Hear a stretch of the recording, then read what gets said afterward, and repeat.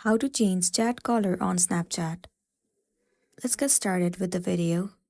First thing first, you need to head over to your application Snapchat. Make sure that you are using the updated version. Enter your login credentials and log in into your specific account. Once you're in this page, move into your chat section.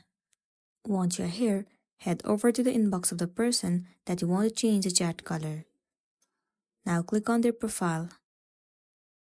Right here you can see the option of chat color. Click on it. Select the color that you want to change. Let me select this one for now. Once selected, tap on Save at the bottom of the screen. Now click on Next at the bottom once again. So you can see here that the changing chat color on Snapchat is not free. You have to pay a certain amount in order for you to change the color. For monthly subscription, you can see $1.99. If you want to purchase, click on Subscribe at the bottom. After that, follow the on-screen process and pay the amount. After that, you will get the feature of changing the color in chat.